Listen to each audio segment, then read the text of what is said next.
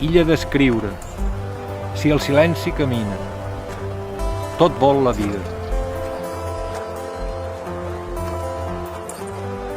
Som en Bartomeu Ribas i parlaré just un poquet d'aquest llibre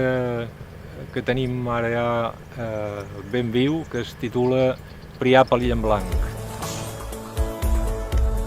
És un llibre que s'assembla bastant a el que és la meva manera d'escriure i de fer la poesia, relacionar un camp bastant ampli de conceptes, de sensacions, de realitats i a vegades també de parts de somni gairebé irreal. És un llibre que podríem dir que segueix una línia de buscar una espècie de dietari personal, cosa que sempre he anat fent, però va arribar un punt en el qual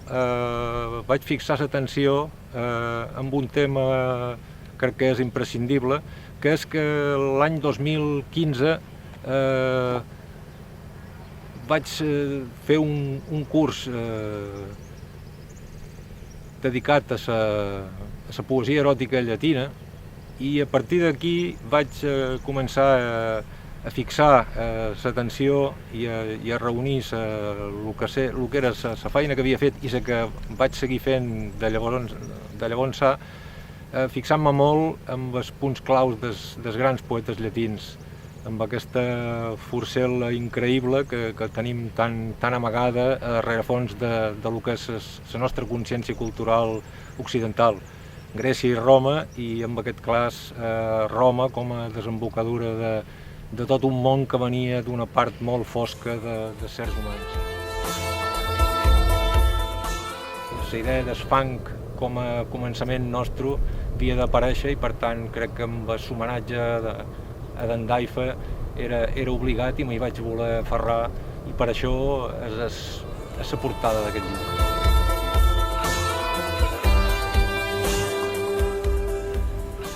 És un llibre que crec que convida en general a tenir una mirada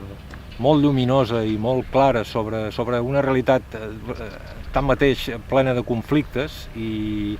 de situacions de grans complicacions, però crec que la lluita aquesta entre la llum i la part fosca queda més superada per la trobada aquesta lluminosa del món, en aquest cas més concret, dels grans poetes eròtics llatins.